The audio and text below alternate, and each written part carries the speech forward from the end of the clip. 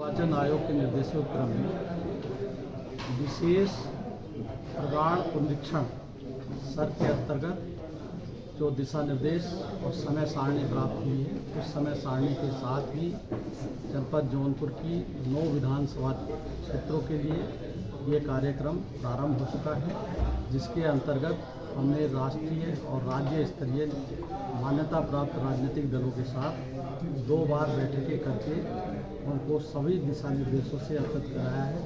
साथ ही ईआरओ को भी ये निर्देश दिए हैं कि वो भी विधानसभा क्षेत्रवार सभी राजनीतिक दलों के नामित प्रतिनिधियों के साथ बैठक करके और उनको समस्त विषय पर बता दें।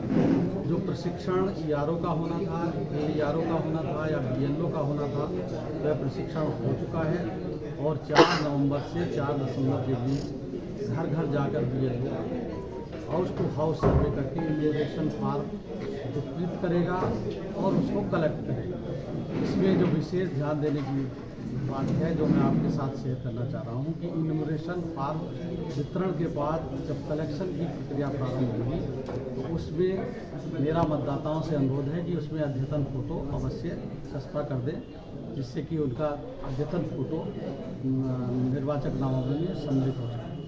दूसरा जो महत्वपूर्ण बात था कि पूरे प्रक्रिया के दौरान बीएलओ कोई भी प्रपत्र प्राप्त नहीं करेगा, इन्यूमरेशन फॉर्म वितरण और कलेक्शन। तीसरा जो है, जो महत्वपूर्ण बात है, जो आपको शेयर भी किया है हमने, मृतक हस्तांतरित अनुपस्थित डुप्लीकेट मतदाताओं को भी जो व्यवस्था दी गई है आयोग की, उनके इन्यूमरेशन फॉर्म मृतक में उनके परिजनों को प्राप्त कराए जाएंगे।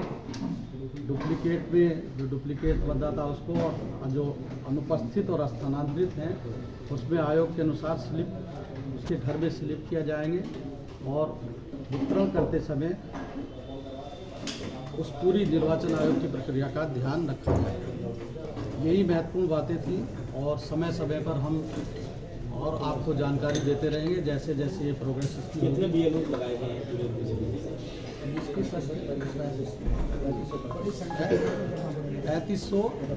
3531 बीएलओ को लगाया। दस्तावेजों की सूची क्या है? अगर मतदाता दस्तावेजों की सूची अभी देखिए, अभी आवश्यकता नहीं, जब आलेख्य प्रकाशन हो जाएगा और उसमें नोटिस जारी होगी, और नोटिस जारी होने पर दस्तावेज 13 प्रकार के हैं जो अधिकृत किए गए हैं।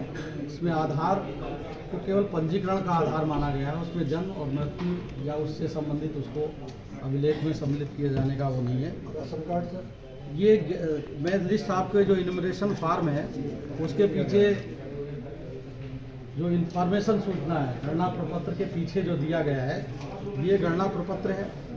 इसको मैंने भरने की विधि बताई आपको कि इसमें बीएलओ का नाम पहले से अंकित होगा और उसका मोबाइल नंबर भी।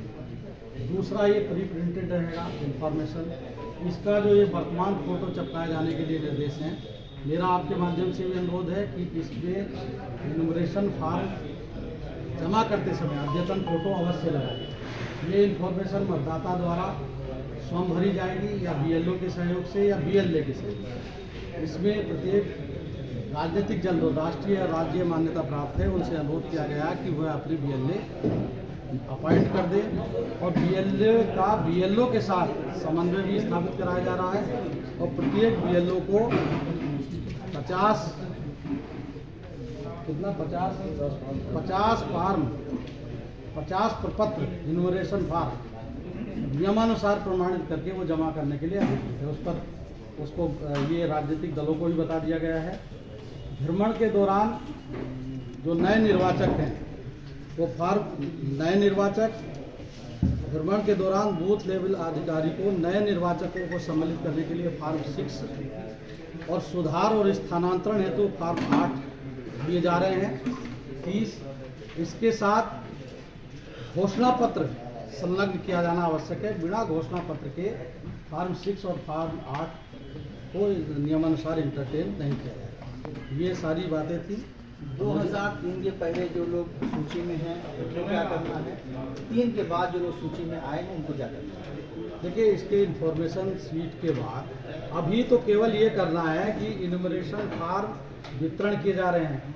इन्यूमरेशन फार्म जो है ये इसको जो इसमें दिया गया है इसको भरकर जो जमा कर देगा उसका नाम बीएलओ को प्राप्त करा देगा नियमानुसार, उसका नाम आलेख्य सूची में होगा। दस्तावेज कब लगाने हैं? दस्तावेज आलेख्य प्रकाशन की स्थिति में यदि किसका नाम उसमें आलेख्य प्रकाशन दे, जैसा कि इसमें स्पष्ट लिखा है कि निर्वाचक रजिस्ट्रीकरण अधिकारी उन निर्वाचकों को नोटिस जारी करेगा जिनका गणना पत्र में दिया गया विगत विशेष प्रगाढ़ प्रोजेक्शन निर्वाचक नामावली का विवरण या तो उपलब्ध नहीं है या डाटाबेस से मेल नहीं खाता। नोटिस प्राप्त होने पर निर्वाचक को निम्नलिखित श्रेणियों के आधार पर अभिलेख उपलब्ध कराए जाने, ये पूरा विवरण इसमें।